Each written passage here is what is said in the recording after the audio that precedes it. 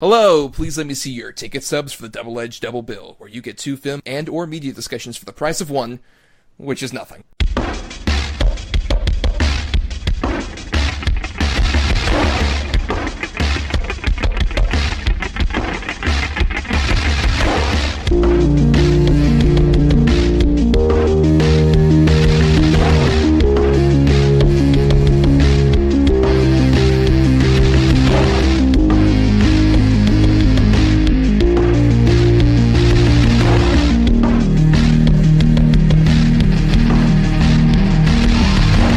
Each week, Adam Thomas and Thomas Mariani will come to the table to randomly select the yin and yang of a double feature. One will have 2 good movies, the other 2 bad ones.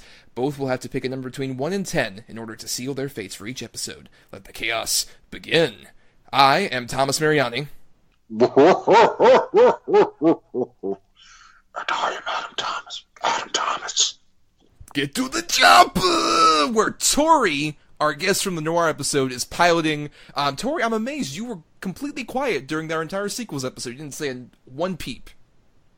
Yeah, no. I had nothing. I guess. Hi, thanks for having me on again. This time I'm piloting you. Yeah. Well, you did kind of pilot our spirit discussion back in the Noir episode. Yeah. You kind of took that over for a second. But that's all right. That's in the past. The now is our topic for the week, which is the Predator franchise. The week we're releasing this, a new Predator film is coming out. The first one in almost a decade since Predators. And are we excited, everybody, for the Shane Black Predator? Not as excited as I was for the Spirit, but I'm excited nonetheless. Sure. I have a hesitance. I mean, I want it to be good, but I don't know, man. We will see. I don't think the advertising's been great, but I think I really hope Shane Black's hiding something.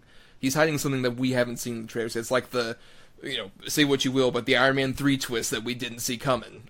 Good or bad, you did not expect that to happen. Yeah, that's true. So I think it'll be good. Shane Black's reliable as far as I'm concerned. And he's royalty for the franchise. He obviously was in the original Predator. Hawkins. Yes, Hawkins, a side character. But yeah, so for those of you who don't know, maybe your first time on the podcast, we'll be gentle. And the premise is that each of us come to the table with 2 movies that the other one doesn't know about. This week I have the 2 good movies fitting the topic of the Predator franchise. Adam has the 2 bad ones. And each of us would normally pick a number between 1 and 10, and we would assign a number to each of our 2 picks, and whatever the other one said, whatever number is closest to whichever will actually be the good and then the bad topic. But this week, because we have Tori here, he is going to receive the gun and shoot the targets. So first, for my 2 good films, Tori, pick a number between 1 and 10. Okay, I'm putting the bullets in the chamber here. I'm the guy with the gun. Okay, I'm gonna go with. Come on, Tori, go faster! Come on, we gotta do this. Come on, make a decision. Okay. Oh, okay. 4 and 9. Okay, so 4 for the good movies, I'm guessing, and then 9 for the bad ones. Yes. Okay. All right. I goaded him into it. He just shot off 2 real quick. So number 4 is closest to number 2, which is appropriate because my number 2 pick is, I think, one that is arguable in terms of whether it is a good or bad entry in this franchise. Predator 2 from 1990. Speaking of arguable, Adam's here. Are you excited? There's gonna be an argument. Maybe. Well, the other choice was at number 9. AVP. No, it's fucking it's the Predator, the first one. Predator. Yeah, I kind of figured it'd have to be. No right? shit. All right. So number 9. And it's gonna really surprise you. At number 10, I had AVP. And at number 1, boy, AVPR.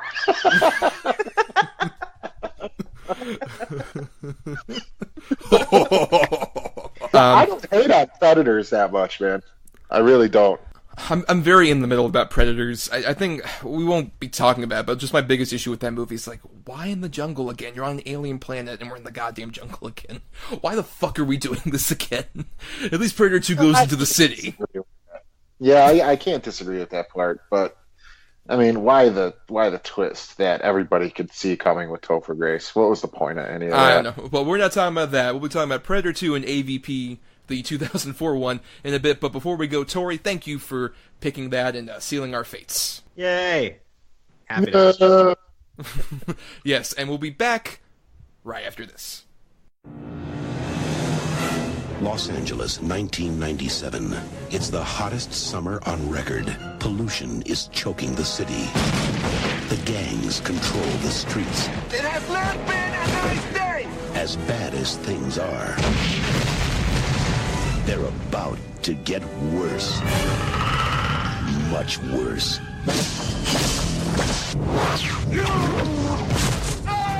It has almost no weight. But it cuts like steel. Incredible. Otherworld life forms, drawn by heat and conflict.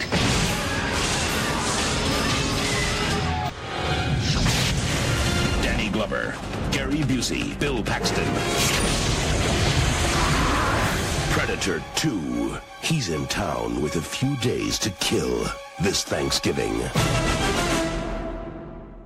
We are back. We have seen our double feature, and we have, some sort of mysterious figure is invisibly moving amongst the trees. Oh my god, he's revealed himself. It's our guest, Yonathan Habtemichael. Yonathan, how are you? I'm doing fine. I'm just in camo. You don't see me. Okay. I don't know if that was a mating call or not. It's like goddamn Yeti slapping sticks together. Exactly. But Jonathan, when I sent you like a list of like episodes to do, this one jumped to you quite quickly. Are you a big fan of the Predator franchise, or is there any distinctive reason why you wanted to come on for this one in particular? I really felt like the Predator franchise has some hidden gems that people seem to just deride because they were not in the jungle and or it involved Arnold. And I feel like the movies that were selected encompass the good parts of those movies that people really don't like. And I want to defend them. Well, this will be quite interesting then. Yes. But we should talk about that briefly before we go into our two films. Obviously, the Predator franchise started with Predator in 1987 from John McTiernan, starring Arnold Schwarzenegger, as you mentioned. And that was, I think we can all agree, is one of these sort of like seminal action, sci-fi, vaguely gory horror films of that era, and was really one of the distinctive moments in Schwarzenegger's like big peak, right? Can we all agree on that? Yeah, I throw that, it's in the class with like Predator, RoboCop, Terminator, things like that belong in a nice little package together, I'd say. Yeah, I kind of actually feel like out of those movies, Predator is the one that almost transcends from Arnold. Like, you can just see as the Predator as its own character and its own lead, but I can't deny that, yeah, if it wasn't for Arnold, that second half would just be dull because he has that charisma that keeps what could have been a really schlocky movie above and actually stands with Commando and the Terminator and the rest. Yeah, but the Predator is a unique beast. You have a great point, because unlike sort of the Alien, who we'll also get into that franchise a bit in our second feature, the Predator actually has a code, something that it kind of like actually lives by. You can see its thought process. It's more humanistic, which I would argue makes it honestly more interesting a character to build more of a franchise on than it's honestly had. Oh, definitely. Even with the bad pick we have, there's still world-building aspects to the Predator's culture and ideals that aren't just rehashes of the previous movies.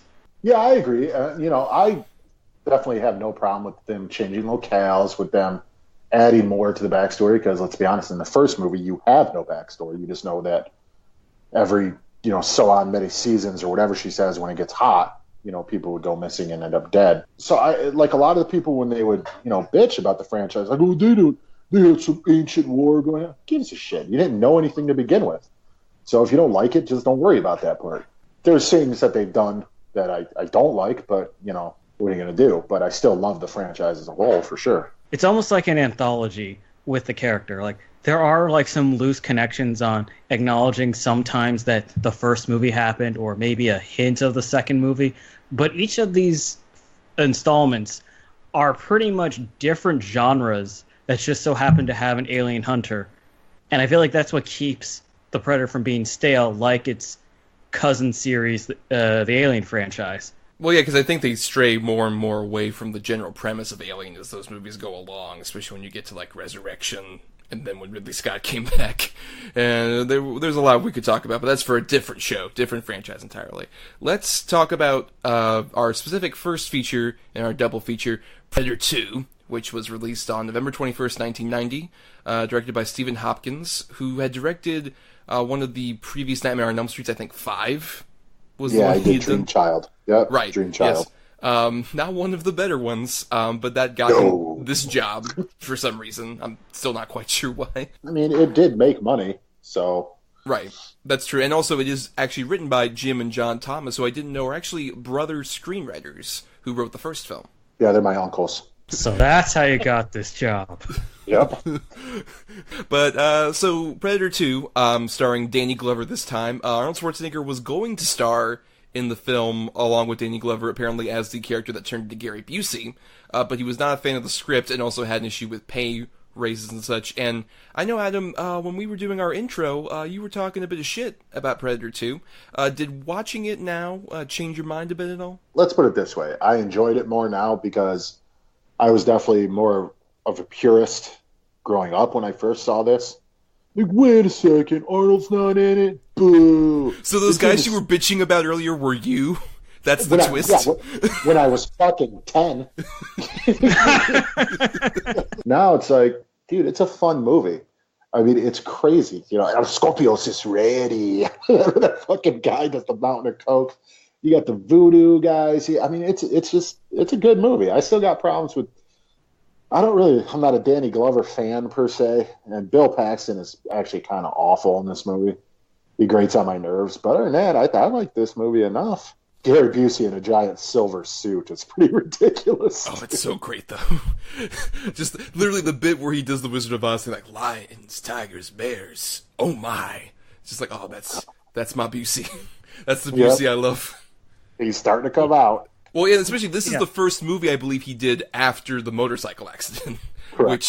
Which, I mean, it would get worse from here. A lot worse. That I was confused about because I didn't get the timeline right, and I thought this was like right before because he seems sane compared to how he is now, and apparently I didn't know how bad the damage was because I just thought he's just gone off the rails because of medication, but I think he's gotten into a second accident. The one that really damaged his face, where it pushed his eye in and everything. I believe it has to do more with the cocaine overdose he had in the mid-90s. I think that was the other thing. That really sucks your eye in? As a medical professional, I can confirm, yes, that's obviously what it does. I mean... I got cocaine into my eyeball. But going back, Thomas, on your first point that Arnold was going to have the Gary Busey role as Dutch, I feel like it wasn't a bad idea even if Arnold was on board, because we are going to be following Danny Glover throughout this movie because he's the real target of the Predator, and just having some scenes here or there with Dutch being like the character we follow for an entire movie, being an antagonist, it would actually be a mix on the audiences, kind of like a reverse on T2. Instead, we actually are supposed to follow Arnold from the beginning. So I would see probably there would be even a stronger hatred against Danny Glover, like how Adam was actually saying, because I actually like him, but I understand that some people may not like him, even though he's just playing Murtaugh again. But it's fine. It's fine. He's so playing Murtaugh. He's so just like, oh man, we're about to shoot Lethal Weapon 3. I might as well just do something to keep myself in character. Let's go ahead and do this. Mustache. Right, shave the mustache and do a quick movie. No, I agree with you, Yonathan. I think it would have been almost distracting with Arnold as the antagonist in this one. I mean, let's face it, Arnold's worked as an antagonist once in Terminator. He's never done it again. Nobody wants to see Arnold as the bad guy, really. Someone is forgetting the masterpiece of Batman and Robin, and I will not stand here idly and watch you do this. God. Just chill. Oh, hey, bad boy. Like, oh, no. And I mean, I could easily see this being sort of like a precursor to that if he was in this movie, of just like, hey, you know what you should do, Danny? You should get to a chopper. Awkwardly looks at camera. But, let's talk a bit more about Danny Glover. Obviously, coming off of the Lethal Weapon franchise, that sort of made him from recognizable character actor to a name. I agree he's definitely doing Murtaugh again, but at the same time, it's not necessarily a bad version of Murtaugh. I will say, this has some moments where him kind of being startled is so funny to me. Like, the bit in the graveyard is hilarious. It's not supposed to be, but the way it's edited and the sound cues, where it's just like, dun, dun, dun. He just keeps turning from which side to which. Like, I just find Danny Glover being confused hilarious. I think it's funnier because, like you're saying, like, he sees the necklace of his partner dangling. He is freaking the hell out of it, just hanging there. Like, it could have been a relative who happened to have a piece of it or something, and they just left it as a memorial on a tree.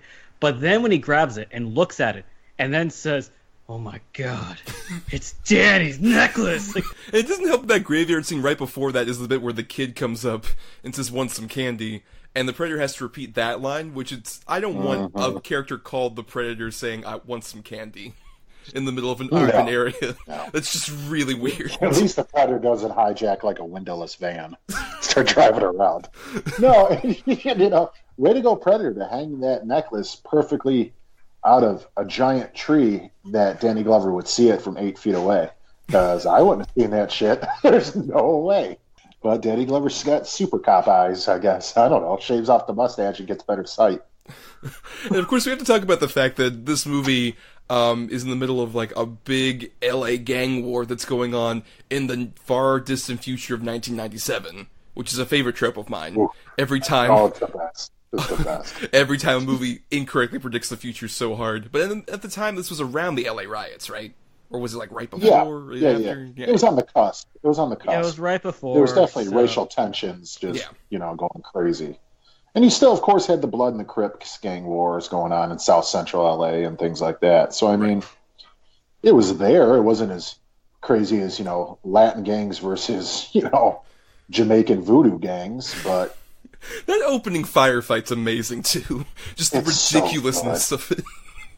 It's like something out of RoboCop, but even further in the future. Like, that's what I'm talking about, this idea of taking a genre, a movie, and just adding a Predator into it. Because, like we're saying, this is during racial tensions in real life, and then having ridiculous stereotype gangs shooting out with futuristic high-tech weaponry just in the middle of central LA. It's like it's so ridiculous that I don't understand how some people can be so mean about this. Like, you can't say it's offensive because it's so crazy. Like, you even have like a hard copy knockoff going around like not Geraldo with a camera while he's getting fired at by the gangs and the cops. Played by Morton Downey Jr., who was at the time a very similar character, IRL. Yep. The El Scorpios and Uncle Willie's Voodoo, whatever they were. King Willie. No, Uncle Willie. I got it right. It's King Willie's Voodoo Posse. Oh, that's a really fucking strong gang name. And some of these guys were really Jamaican. Some of them were really hard to understand. They had thick, deep accents. Right, yeah. Credit to Calvin Lockhart plays King Willie. And his whole scene where he talks to Danny Glover in the freaking alleyway is spectacular. Oh, it's awesome. But then his defensive move after Danny Glover leaves, where he pulls that really shitty sword cane out. Like, what are you going to do, man? This thing's going to rip you to shreds. It's obviously trying to be a play on it with having the Predator with its dreadlocks taking down a dreadlocked drug kingpin. Like, it was there for laughs. The goofiness of the way that the off-screen decapitation is done is masterful. We're just like, and the severed head is just moving along. It's so great. I really do like this movie. There's some great scenes. The subway scene is spectacular. Mm-hmm. Where the Predator's in the subway and the lights are flickering from the tunnel and everything. And even though I said before, Bill Paxton gets on my nerves, and in that scene, you're like, oh no, he is fucked. The King Willie scene with Danny Glover is excellent. To me, that's probably my favorite scene in the movie. And then, the way it ends, I thought was really good too. But I mean, I don't really understand the large group of people who hate this movie. And I mean, hate this movie. Okay, I understand kind of like how we're seeing recently with people having immediate reactions to sequels and saying it's the worst in the franchise, even though there are clear predecessors that were much worse.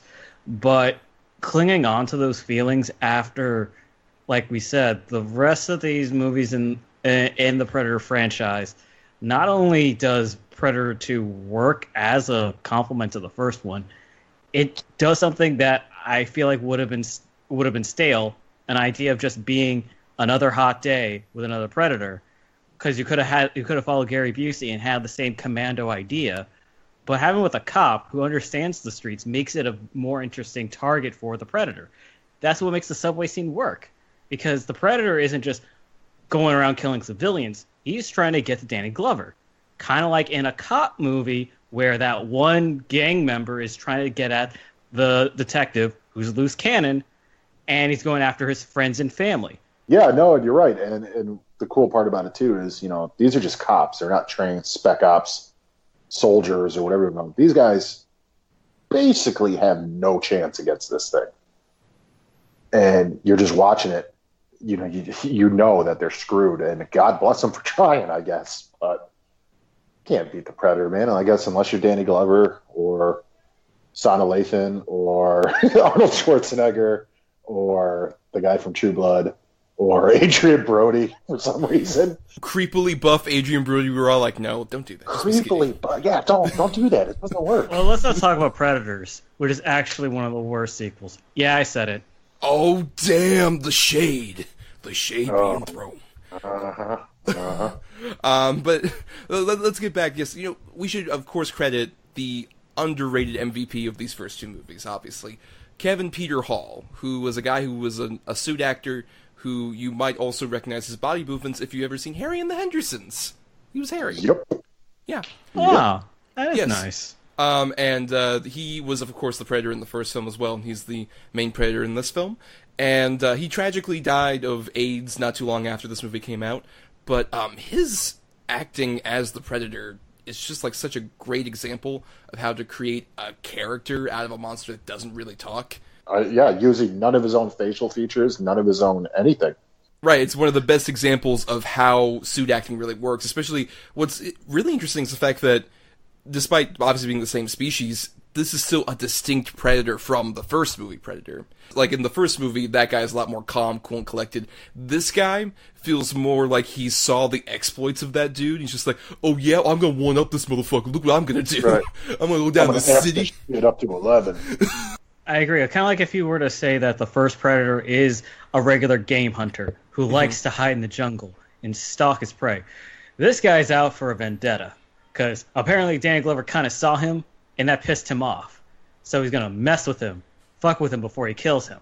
Yeah, this would be the guy that, like, if social media existed, he would take that skull with the spine on it and post a picture on Instagram, taking selfies with his alien dinosaur that he killed. I almost got the vibe that he's a younger Predator too. Mm-hmm. Because he's a little bit more vibrantly colored, a little more vocal, things like that. And like you said, he's fucking kind of crazy and reckless. Like, he just does whatever the hell he wants, dude. That fucking scene where he's on top of the building and lightning literally hits him, and he's so fucking on board for it. That's an example where it's just like, it feels like he's just fucking raging. You completely get the vibe that either this might be one of his first hunts, or he's just fucking crazy. Like, this thing is just unhinged. It doesn't give a shit. It's killing everybody and anything that sees him, or even that's close to something else he killed. Well, still keeping to the general code of the Predators, which is something that we definitely need to talk about in terms of, like, say with the Marita Conchita Alonso character, with like he recognizes that she's pregnant and he doesn't actually go for it. In terms of the kill, stuff like that, I still like that they at least kept to that. Doesn't kill unarmed people, right? The child with the toy gun who was offering candy. Yes, he was about to get him, but he's smart enough to see that it's actually a toy gun. Commentary. Well, no, he's got one of those. His Papa Predator got him one. I remember my papa gave me that on my Kafaka celebration. I'm the third son of Kafaka. We should also talk about the fact that we've mentioned a lot of the cast members. A great who's who of like awesome '80s character actors that pop up in this movie. You got Robert Davi as the deputy chief showing up, who I always love seeing because he's just a slimy, sleazy-looking piece of shit every time he shows up, and he has the classic chewing out the reckless guy bullshit, just like, there's a war going on out here, yeah, and you should be a soldier, and you should follow my orders, and all that shit. Great. Wonderful bit. Adam Baldwin, this is like not too long after My Bodyguard popping up. So young, dude. Yeah, and hopefully less racist at this point. But yeah. He probably was still just as homophobic. Probably. I didn't know about it. Oh, yeah, his Twitter's fun. Oh. He's the actual guy who coined the term Gamergate. Oh, good. Yeah. Oh, good. Such a great guy. It's a really strong cast, even with, I agree, this is sort of the attempt at being the Hicks character for Bill Paxton that I'm not as huge a fan of. It definitely feels like Diet Hicks. The jokes aren't nearly as like fun, and it does feel like he's just more of like a used car salesman. It feels, if anything, this is more used car salesman than he was in True Lies, but that's the perfect amount of Bill Paxton used car salesman in True Lies. I'd say that's one of my favorite Bill Paxton performances ever is in True Lies. Oh, but no, yeah, dude, it's nonstop from him. That's the problem. He's constantly trying to cut jokes and hit on chicks. And it's like, dude, give it a rest. You're supposed to be some hotshot, detective who earned your way into this special unit. And he's just, you don't see it ever. The only time you see it is when he makes her leave and he stays to fight the Predator in the subway. Well, he actually did track down Gary Busey's commando group to the slaughterhouse, but then lost them because they're special ops. They had better stuff than him. Right. I understand. I get he gets annoying at points, but Shane Black in the first movie was also telling really bad sex jokes. Black was also in the first movie for a total time of about, 8 minutes. But it works, at least in the style that you would have some dumbass who would say dumbass jokes, but actually gets the job done. It just so happens that he dies by a predator instead of... And never gets the job done. He follows them to the slaughterhouse, and then, I lost them because they got better stuff than me. I think we should definitely talk about, we've referenced the fact that, like, L.A. as a location here, different from the jungle. How do we think, especially sort of Stephen Hopkins kind of shoots a lot of these sequences? Because I'll say this much, this movie is worth it alone for the stunt work. The stunt work in this movie is spectacular. There's like so many scenes of people falling off fucking roofs, or especially the Predator sliding down and trying and catch something while he's sliding down the building. That shit's great. That's awesome practical stunt work going on this whole time. And they just beat the shit out of these buildings. Like when the Predator goes through that bathroom and just fucking slides in, there's just concrete and plaster everywhere. Awesome. Yeah, and how cool is that scene too, where he made that like chemical in the sink to cauterize his wound? That was so cool.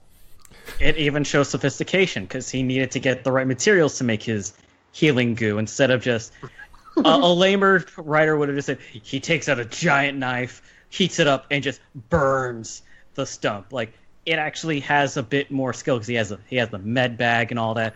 And intercut, we actually have Danny Glover slowly climbing down. It works well as to being a nice stunt, and it's also gore. Actually, that's one of the few scenes from when I saw this as a kid that always stuck with me, was the arm cauterizing scene.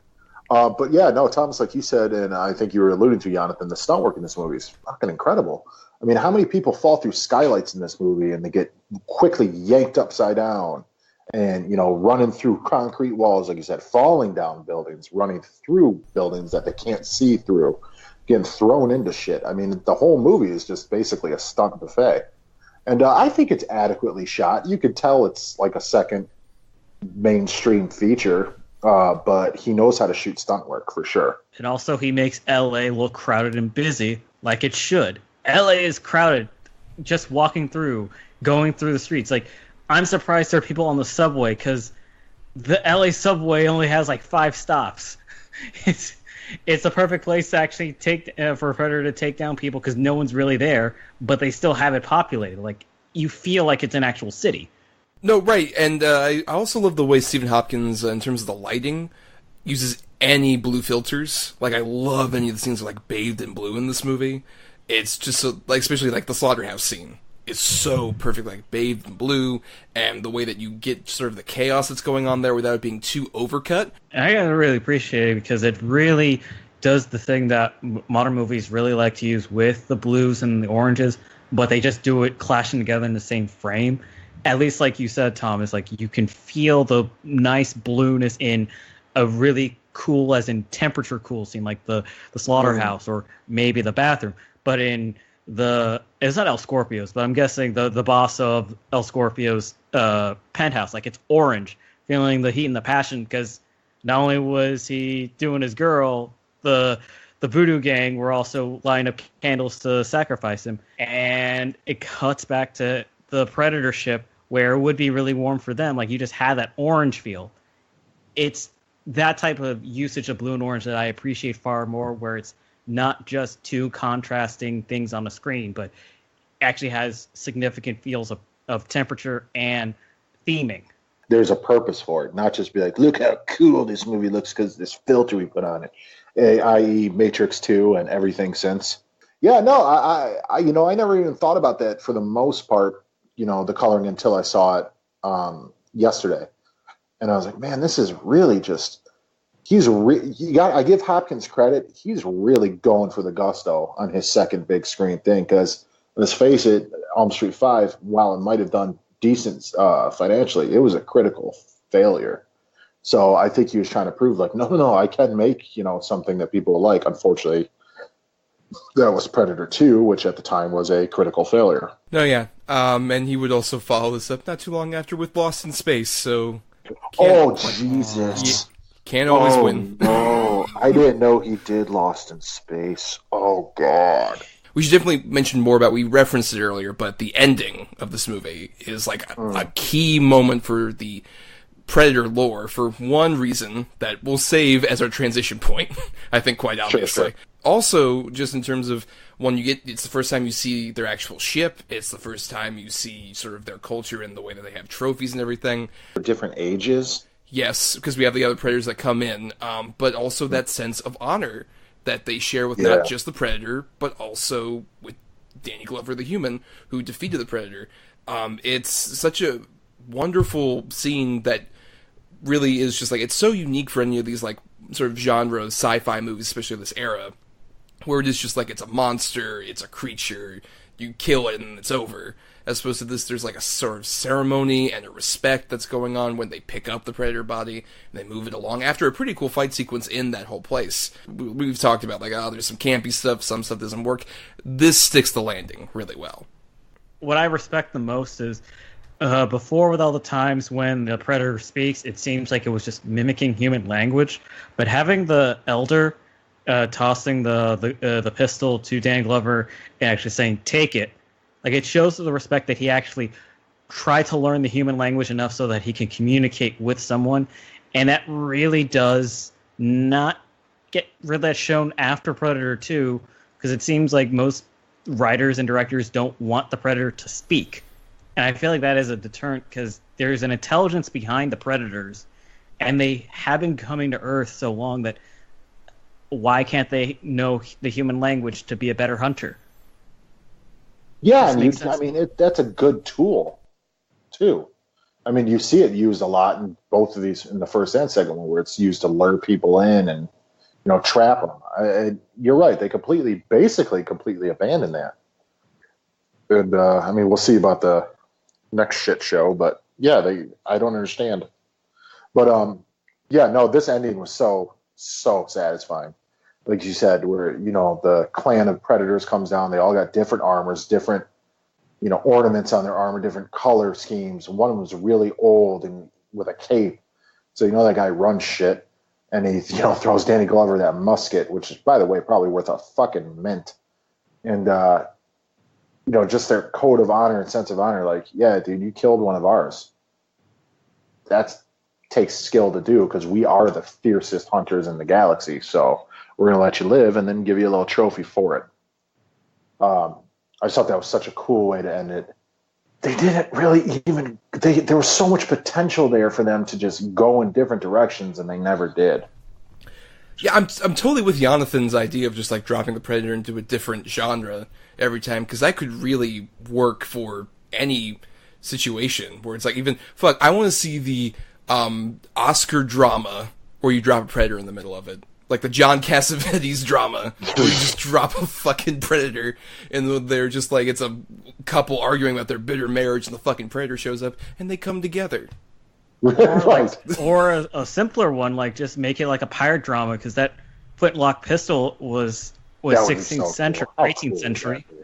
A period piece, yes, would totally work. I agree with that. All right, so I guess we should get into our final thoughts about Predator 2. I'll start briefly by saying, yeah, this is definitely one of the more underrated ones in the franchise. It's got its kitschiness, it's got its problems, but it all services this being, I think, more of a B movie than the first Predator. I think Yonathan mentioned the fact that the first Predator kind of elevates itself beyond an Arnold Schwarzenegger movie. And I think this one doesn't quite manage to do that with, a Danny Glover 90s/80s sort of crime procedural cop movie. But at the same time, it does a pretty good job of being that B-level, fun, weird, experimental concept of putting the Predator, as Jonathan mentioned, into a new genre scenario. And it's got a great cast of different people. Kevin Peter Hall, like we said, R.I.P., wonderful suit actor that deserves way more attention than he gets. And the stuff it builds up about the Predator mythology is very key and honestly phenomenal, for sure. Jonathan, yourself? Well, you took a lot of key points that I was going to bring up, that I do love the expansion of the Predator lore, putting the Predator in a scenario that I feel like many audiences at first were not keen to, but built it into something that I feel like was a good step forward in the Predator style. Danny Glover may be doing half of a Murtaugh impression, half hard detective look, but it actually does work as a new interesting target for the Predator instead of just a big burly commando. Gary Busey is very normal compared to his modern self, but I feel like he works as a nice foil. And the Predator, as we said, like, he is crazy enough that I feel like we could have had more Predators like him instead of just stone cold killers. I love the comedy mixed with really bad racial stereotypes and Bill Paxton's really bad jokes. They work because people acknowledge how bad they are. I really hope people who had negative feelings about Predator 2 will rewatch it, because this was a bigger surprise rewatching it years later, and you should definitely check it out. Definitely the second best of the franchise. And if nothing else, we also recommend, speaking of the Predator being dropped in the middle of a scenario you wouldn't expect, seek out the blooper reel / like gag reel thing where they have the Predators dance in that ship with Danny Glover. Yeah. Yeah, This is a that real was a thing. It's amazing. Yeah, It's so great. We'll seek that out online. But Adam, your final thoughts. Like I said before, I had problems with this movie. I appreciate it more now. I wouldn't call it the second best. I would go third, personally. But I think it's a fun watch. The problem is, it's I don't know if it's because it's missing the Schwarzenegger star caliber, or if it's I don't know how to pinpoint it, but it's not there for me with the first one. It doesn't hit home with me like the first one did. Now, there's cool stuff in this. There's a lot of cool stuff. I don't like the full animatronic face. I don't like that it's googly eyes and not the actual actor's eyes like it was in the first one. That always bothered me for some reason. I don't mind the bright colors. I don't mind the different Predator. I think that's a cool way to go about it. I don't mind the city landscape. It's just something, there's a disconnect there. But I do want to get to one thing. So this was the first time, I believe, unless it was done in comic book form first, but I'm not sure. I don't think so, that you get a connection between the Predator and the Xenomorphs, between the alien race, because he's got that giant trophy room when there's all those skulls, and then right smack dab in the fucking middle is the xenomorph skull. Everybody at that time was like, what the fuck? Everybody freaked out. You could not wait. Much like Freddy grabbing Jason's mask at the end of Jason Goes to Hell, you see this cool fucking scene, and then you have to wait forever to finally get it. That one little Easter egg spawned an entire sub-franchise in this whole franchise and enterprise, and we got it with AVP in 2004.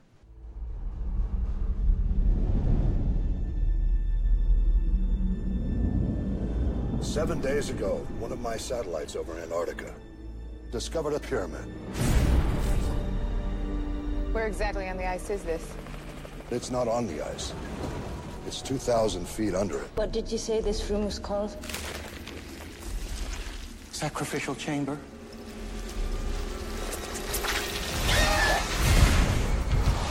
This story's all here. This whole thing was a trap.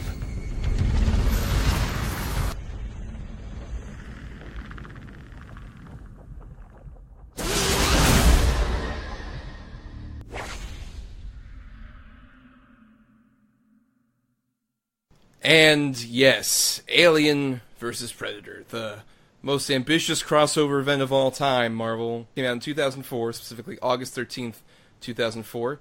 Directed and written by Paul W.S. Anderson, who at this time was most famous for his Resident Evil films. Also had done Event Horizon up to this point. Yeah, is this the dictionary definition of crushing disappointment? Yeah, I kind of think it is. I think it's this, then Batman Forever, and then Freddy vs. Jason.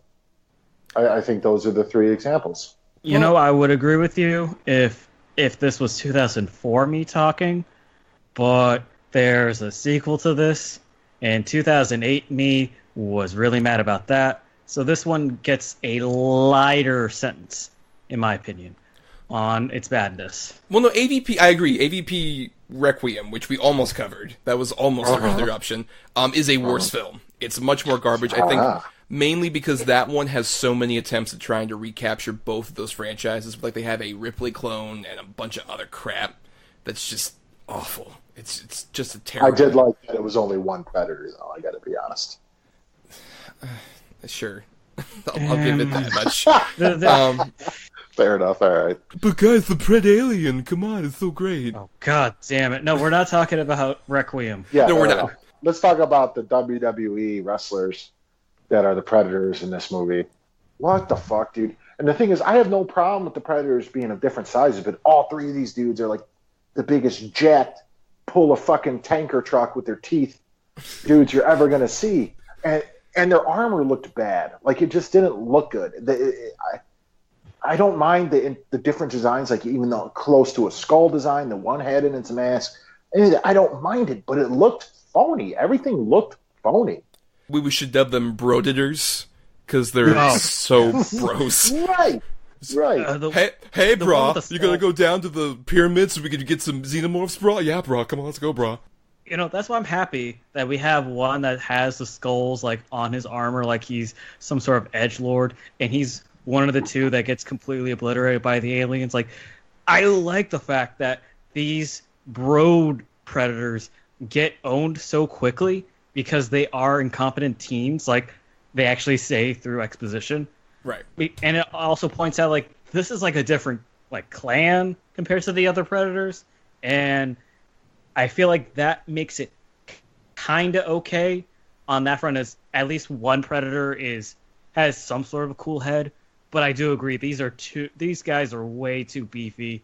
They think they could just go on a bug hunt and be cool. They're all down there drinking Monsters, fucking listening to Pitbull. They're all fired up, man, ready to go. You don't need hundreds of them swarming an entire civilization. Like, that whole flashback just made me realize these predators are dumb. Right. They're really dumb. They're a bunch of muscle heads. Yeah. They're...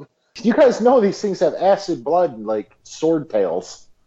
You're just going to be like, Crit, as many as you want, bro. I'm fucking pumped. Let's go squash these guys. Like, Once again, if fuck social media existed, these would be the guys just like, alright, I'm doing the Xenomorph challenge, let me see, I'm gonna take out as many of these as I possibly can at once, and then just gets overrun with them. It's like, it's the best Predator fail video on Predator YouTube. What if the Pyramid Challenge is actually a test to see who are the smarter predators? Like, they don't expect all three to come back. Like the one who comes back gets the inheritance from the Caped Elder or something. Like, these are his 3 chucklehead sons, and only one of them can take over as head of the clan. I just like, this is like the Predator equivalent of just like, you can have my inheritance if you spend one night in a haunted house. Okay, we're going way off the rails. So, Alien vs. Predator, a bit more backstory on this. This was obviously in development for a while. 14 years between this and Predator 2.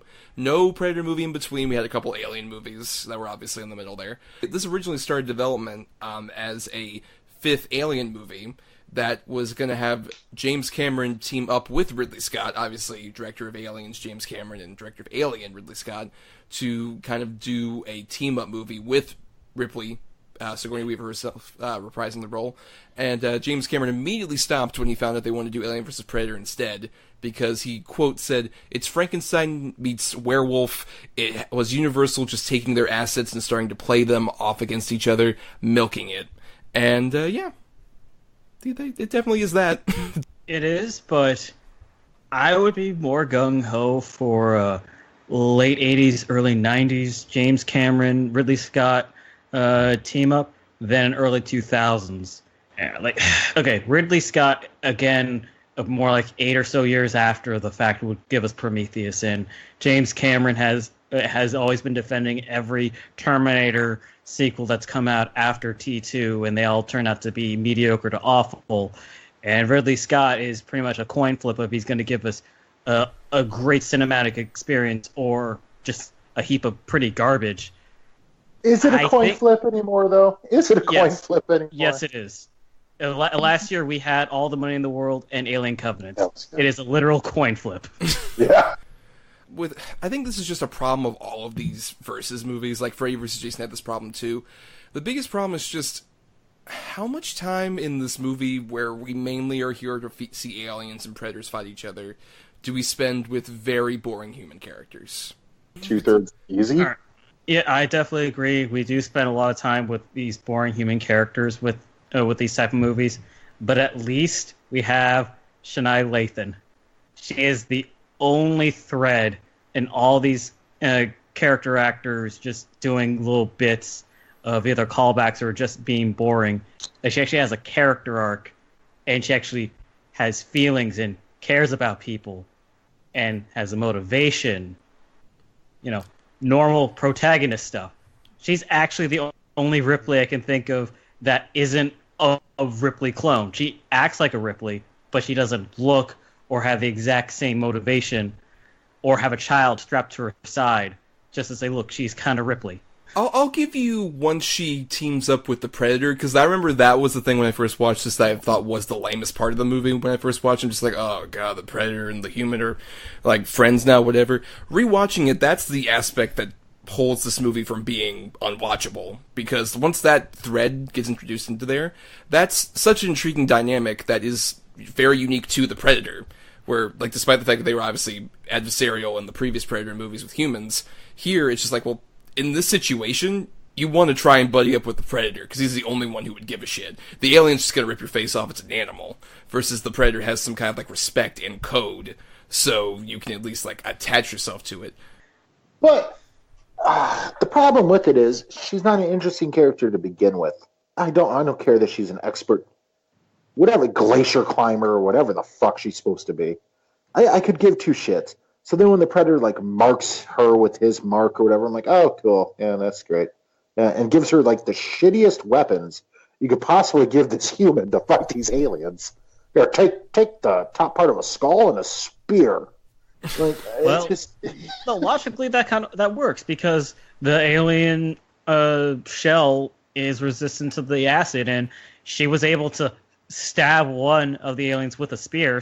In previous Predator movies, there's at least an intelligence there with the creature. At least with the lone Predator, I believe he was credited as Scar. He has that semblance of that from the previous Predator movies, of the idea of a Predator who at least follows the code instead of his two Shucklefuck brothers who are just going around trying to kill humans for sport, even though they're clearly there to kill aliens. Like, it really shows that he has the idea. Like, he could have just shot Shania Lathan and just walked off, but he was busy taking down the grid alien, the one that has the markings from the razor wire nets, and another one, while she took one that would have gone from behind. He at least acknowledges that he's not some sort of uber predator that can take on things. He is a kid, so he realizes, okay, I need some help with this human just to get out of here, because my uncle uses an alien queen factory to make way too many aliens to kill me. That's true. He's more of like, while his brothers are broing out and he's like, yeah, I'm working out with you guys, he's actually like listening to podcasts and shit. Now listening to like bro music. And he's like actually drinking coffee instead of Monster Energy drinks. He's writing poetry on the side when they're not looking. He goes home, listens to The Cure. He has that one Predator, I agree, does have more character than most of the other ones. Credit to Ian White, who's the guy in the Predator outfit, who actually would show up in a few other things, including he would be one of the space jockeys in Prometheus, the main one. He was the main one. Yeah, yes. yeah. He gives, like, it's not a Kevin Peter Hall performance we were talking about earlier, but there's enough body language and stuff where you can see that he's sort of curious about Shania Latham and respectful of her at that same time. Even when they go on, the funniest bad moment to me of the whole movie, though, is when they go on the sleigh ride of friendship as it all explodes behind them. That's amazing. It's just so shitty. Yeah, I love when he does, at the end, this sweet, like, capoeira fucking parkour spin towards the alien queen at the end, where out of nowhere he shows up. You're like, this guy's a fucking pimp. Who trained this motherfucker? No, he's okay. It's just the problem is the suit, dude. He's too big, and it really limits his range of movement. Mm-hmm. Paul W. Anderson, if you were to tell me that he was a huge fan of aliens, but kind of thought of the idea of the Predator was cool, but really didn't care for the Predator movies, I would believe it. Because there's all these crazy ideas of, let's have the alien iconography everywhere. Like, even the first shot with the Weyland satellite, it looks like the crown of the alien queen. Right. For no reason. Yes.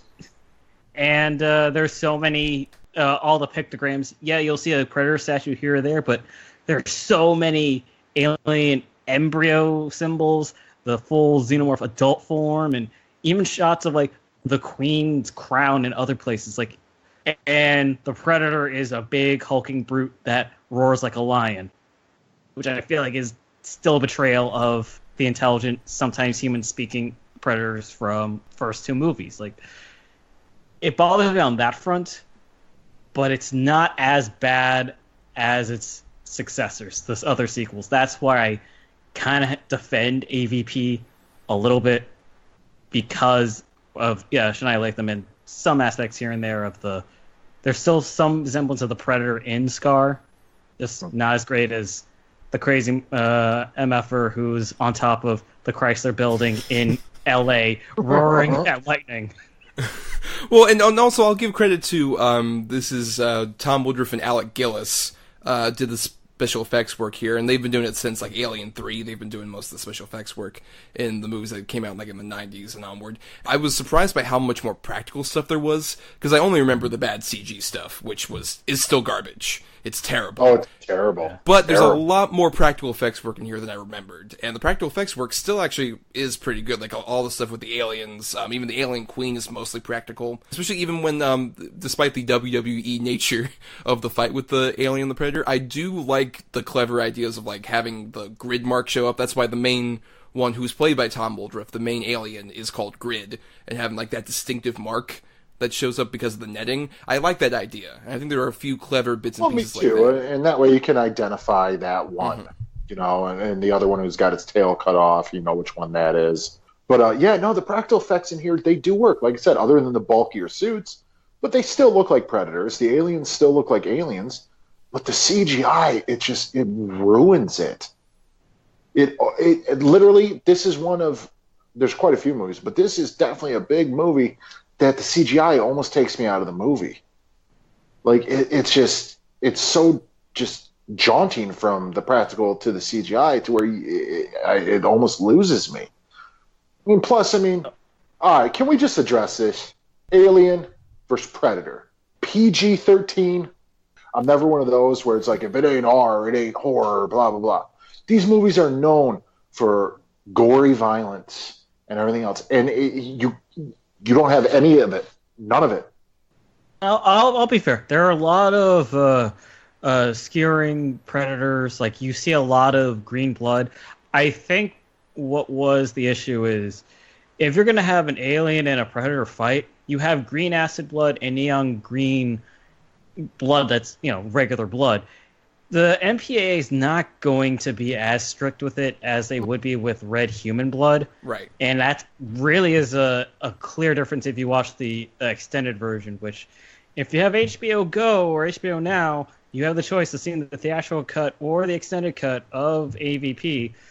Just go with the theatrical, because it's just a lot of CG red blood over the camouflage predator claws or the spears. Like, it doesn't really matter. Like, I think that's the version I watched, and I agree. Yeah, that's the thing, is if you're even going to have blood, the CG blood just makes it so insulting. It's like, oh, you want your blood? Here it is, and it's terrible. Like, because even more so than CG with characters, CG blood is so noticeable. Oh, CG blood's the worst. No, I agree with you. But the thing is, you populate this movie with just cannon fodder characters. You know, all these people are going to die. You tell me there could have been decapitations, jaws ripped off, limbs ripped off, disembowelments. The shit you come to expect, or everybody expects, from the Predator and Alien franchise, and they give you none of it. No, I agree. I 100% agree with that. It's just, it's very uncreative kills that go on. It's the same generic stuff. Like, I agree with Yonathan that it seems like Anderson has such a boner for the Alien franchise. Especially, you watch Event Horizon, you can tell that as well. That he had such a boner for, like, especially, like, even at that time, Aliens and Alien. But here, it's just a lot of, like, oh, man, I love it when they're, like, on the walls, and they're all sticky, and the aliens come out. It's so uncreative, unimaginative, especially when you have fan service-y stuff. Because, like, I can forgive fan service in a context of, like, a big crossover event thing like this. But you get Lance Henriksen, and you give him jack and shit to do. And Nothing. And this is around the time when he was fully doing that, and this is, like, the biggest paycheck I think he has ever gotten to fucking, like, come in and do nothing for a movie, and he's done that for so many, for so many low-budget bullshit horror movies, and it's just, like, the big studio equivalent, and it's so much more insulting, just because especially he's playing Wayland of Weyland-Yutani. This is a prequel, this is, like, oh man, the mythology of the Alien franchise, and fucking jack and shit. I'll say also, just in a similar vein of, like, wasting people, we've talked about this guy before in one of our earliest episodes. You get Ewan Bremer, who's such, like, a fun, sort of, wiry, potentially crazy guy, and he's also not doing shit. He's so bland. You dragged all the personality of this great, underrated character actor as well. Just him, and then you also just have other people, like my least favorite is Raul Bava as Sebastian, the guy who finds the fucking Pepsi. He was awful. Oh, bottle cap, so bad. And he's supposed to be, like, sort of the almost love interest for Shania Latham in the movie, and you're supposed to really feel bad when she has to shoot him. Like, I don't give a single fuck about that dude. How are we supposed to know the backstory? Because who else is going to translate all these hieroglyphics? Any of the other characters who were going to do that anyway. Right, and of course you give Ewan Bremer a backstory. He's got children and all this, just so you can try to make you care for him when he dies, but it doesn't work. But with all the scene, especially, like, where you're talking about that, or there's the other scene where Shania Latham's talking to the spiky hair blonde girl about, like, the gun thing. Like, those are scenes they want to have it be, like, the lunch scene in Aliens, where they're all at the same place, and they, like, show off their different character quirks, and you get kind of invested in, like, oh, they're badasses, but you can kind of get endeared to them, and it's just so flat. Even Shania Latham in those scenes was just like, Oh, hey, why are you bringing that gun? I don't plan to use it. Then why bring the gun? It's like a condom. I want to have it and not need it rather than need it and not have it. I'm good. Dead. And that was it from her. All right, let's just call it what it is, dude. None of the human actors in this really give a good performance. Again, I'll fight for annihilate them, and the rest I completely agree with you. But that's picking a corn and a fucking peanut out of a pile of shit. At this point, they're still covered in shit. I mean, they're still... You can wash it off. Jeez, Yonathan, we have to talk to you about your eating habits. This is not healthy.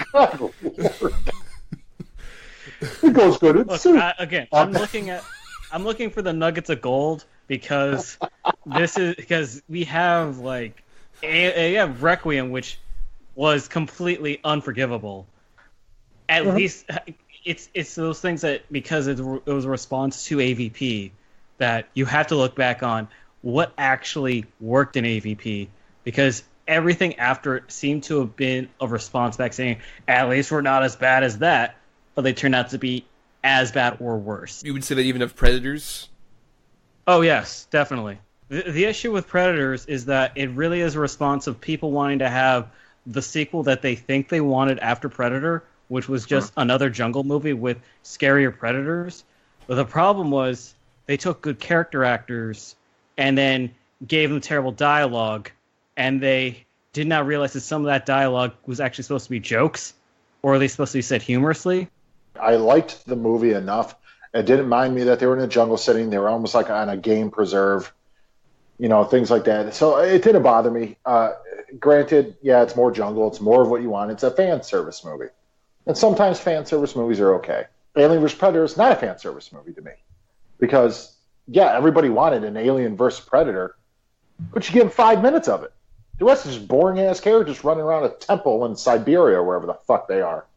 Like, I didn't get a chance to rewatch Predators before we did the show today, but I'll give it this much, that, like, the scenes where they do have, like, the other Predator tribes, they reveal sort of, like, that sort of back and forth without as much exposition as, like, is in this movie. This is totally a movie that tries to hold the audience's hand the whole time, and tries to spoon-feed you with the Easter eggs in ways that are so much more overt. It's like the Ready Player One of fucking Alien and Predator movies. Just like, remember that? You remember this too? Over here? It's a lot more obnoxious with that, I can agree. And while I do also say obviously AVP Requiem is worse, it's definitely a worse movie because I think it does that even further to try and kind of correct the errors that you're talking about that people saw with this one. Jonathan, at the same time, I still do think this is a massive disappointment. I would say even more so than Freddy vs. Jason. Because as much as Freddy vs. Jason suffers from similar problems, when Jason and Freddy are together, there's, like, fun, memorable moments. Like, the whole final fight is fucking ridiculous and stupid, but it's charming in its own weird way. As opposed to, it's the Paul W.S. Anderson poorly cut together sequences where you don't know what's going on in the middle of the action scene, and it's so awkward and so poorly put together, and you don't give a shit. But we've been going a lot on AVP. Let's go ahead and go into our final thoughts. Jonathan, you start this time. Your final thoughts on Alien vs. Predator. I'm quoting you, Thomas, from one of your old reviews that AVP is like the best post-Predator 2 sequel for Predator in the Predator franchise, but that's like saying a regular person in a room with Danny DeVito and Kevin Hart is the tallest person. Like, it has its problems, clear problems, but it has some aspects that are at least defendable. But the problem really is that people had so much writing on this movie, so many expectations for well over 20 years. If you actually, I believe that the comic was in the 80s, but I may be wrong. But if they had well over a decade wanting to see this team up, you had games, movies, books, all this stuff, like fan films, I'm sorry, that led up to this, and they were disappointed. And that is completely understandable because I was disappointed back then. But this is more of a hindsight kind of a thing that it could have been worse.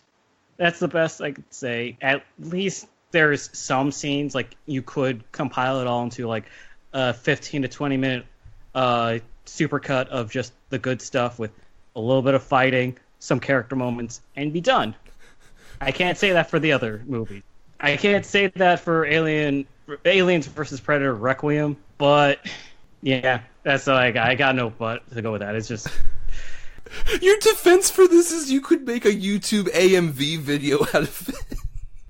Like, have someone fucking edit together on Windows Movie Maker and fucking put Creed to it or some bullshit. God damn it. Alright, I'm not that bad. Don't put with Creed. At least listen to the credit music they use in the film. Just don't go that System far. of a Down, whatever the fuck. That's what they all are set to on YouTube. AMVs. Adam, your final thoughts. If they would have done worse than this, like they did with the sequel, at least you'd have something to talk about and maybe remember. To me, this movie is ultimately a bore fest and forgettable. I forgot about everything we talked about before I watched it today. Like, I didn't remember this movie. I've seen it twice.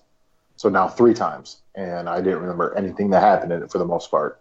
I remember Lance Henriksen was in it. I remember this big, beefy fucking Miami Beach bullshit predators. I don't think there's anything in it that's good that outweighs the ultimate bad. I think most people have seen this movie, and I think most people would agree that it's ultimately a forgettable film. Yeah, I think I echo more, Adam. I respect Yonathan's attempts to make this sound a bit better than it is, because I do agree that it is not the bottom, and we've gotten, at least I would definitely say, one really worse Predator movie for sure out of this. And Alien movie, obviously given AVPR.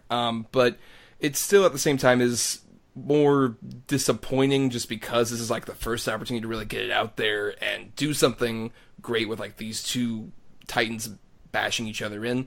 But at the same time, I think this movie really was the movie that kind of got me off of the idea of caring about, sort of two horror icons fighting each other. Because I remember around the time this came out, I was so young and I was like, oh my god, we could get like Chucky versus Leprechaun, or we could get fucking other bullshit, that'd be great. RoboCop versus Terminator. Yeah, exactly, it'd be awesome. And then I watched, it's like, why the fuck do you need that?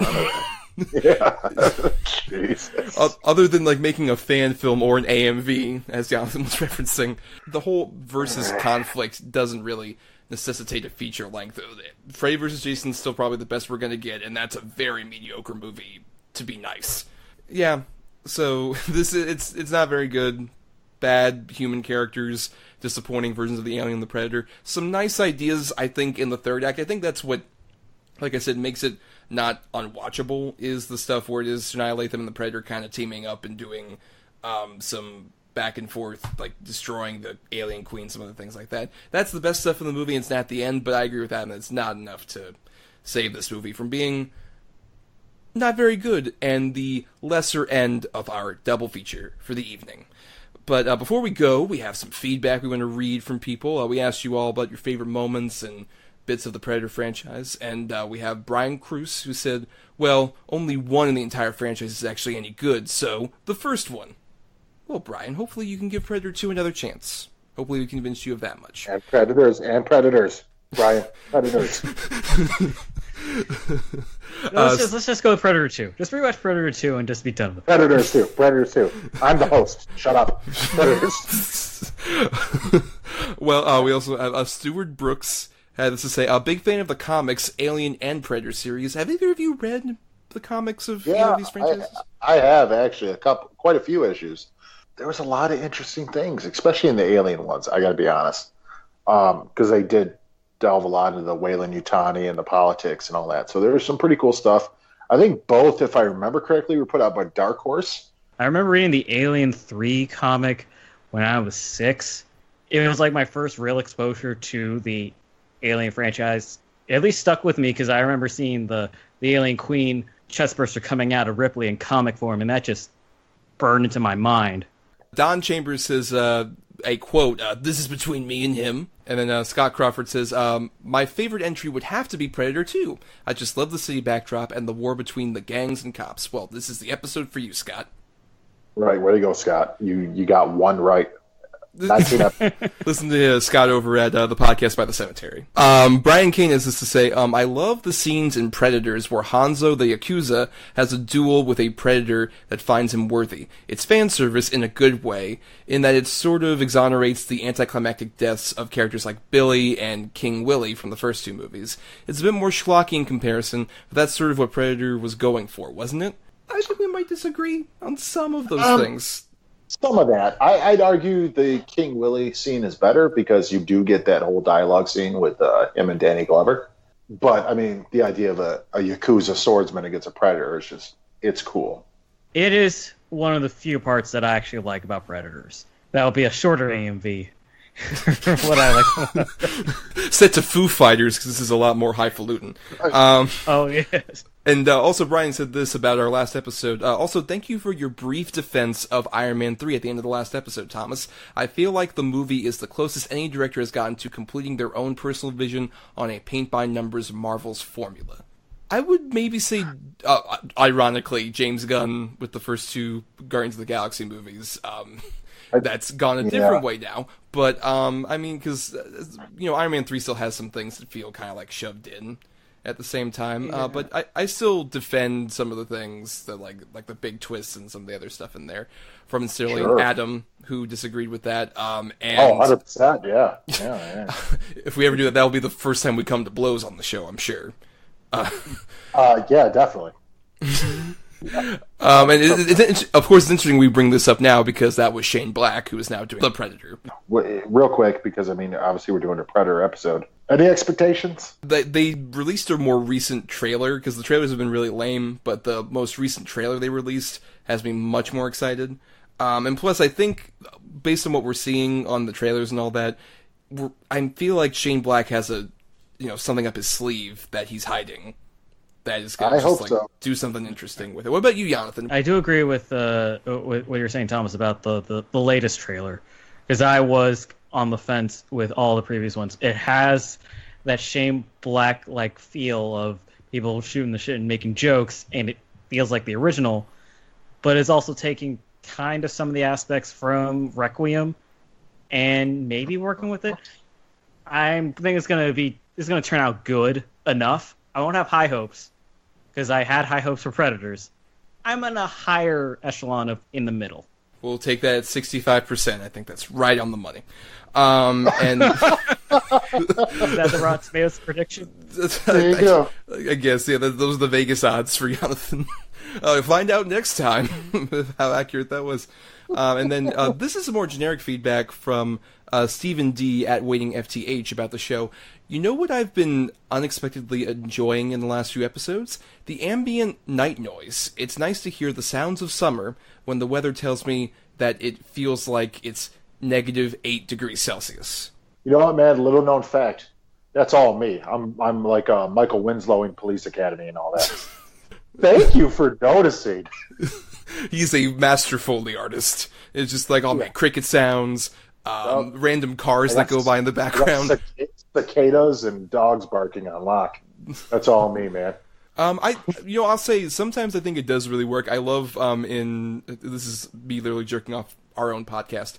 But in the animation episode when we're talking about wizards, you can literally hear like birds chirping and shit in the background.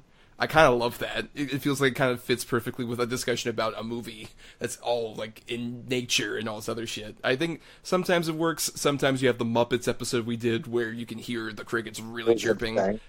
And, yeah, it was insane. But yeah, no, we do enjoy the noise at points. But when it's not overpowering, we wouldn't mind including it on the show for sure. And that's all Adam. He likes sitting outside. Michael Winslow in it. Yep. Doing it like, Scatman Crothers. Just have it at it. Thank you for all the feedback that you guys provided. We also want to thank a few other people. Thanks to Chris Oliver for the music used in our show. Listen to more of his music at chrisoliver.bandcamp.com. Thanks to Emily Scarda for the art. She accepts commissions at Fiverr with 2Rs.com/EE-Scarda. And also, of course, thanks to our lovely guest, Yonathan Habtemichael. Yonathan, where are you out there on the internet? Where can people find you and your musings out there? You can find me on Facebook. I'm the only Yonathan Habtemichael you can find. That's HABTEMICHAEL. Bravo, Tower, Echo, Michael. I do that because BTE sounds so similar. You got to be exact. You can find me also on Twitter at black_Gendo. Black as it's spelled, _GENDO. Fair warning, I retweet and like a lot of stuff criticizing political people, so if that's not your bag, you can just skip me. Oh, I also like anime, so that's another warning. A bigger warning. A big anime person.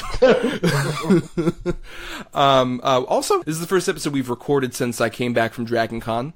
And if you are a new listener who's popped on since post Dragon Con, welcome and thank you for coming and, hearing me talk about bullshit over there. And hopefully you like me talking about bullshit here with Adam.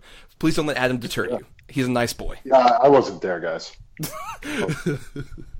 I'm sorry that this is your first episode since I'm a guest. I've ruined the dynamic of these two, so don't judge on this one. Kidding me? Are you kidding me? Oh, you were glorious. Stop. All right, we gotta end this episode before you two make out. We want to thank everybody, obviously, and also find us on Twitter at DEDBpod. We also have the Facebook page under that particular account, and also you can email us at doubleedgedoublebill@gmail.com. Also, we have our own individual Twitter accounts. I am at NotTheWho'sTommy, and Adam. Malekith fan 6969. He's coming back. Infinity War 4. I'm telling you, dog. We also want to encourage you, for all this witty banter you've heard, to subscribe to us on iTunes and rate and review us up there so we can give the show more visibility. And if you write us an iTunes review and then send us an email over to the doubleedgedoublebill@gmail.com address with a screenshot of that and your U.S. mailing address, only U.S. addresses can be accepted, we will mail you a free sticker pack. 4 stickers. 2 designs, 2 of each design. And on that note, guys, I think it's time to leave because the hunt is on. Gotta follow the hunter's moon. There you go, man. We're all gonna die. Good night, everybody.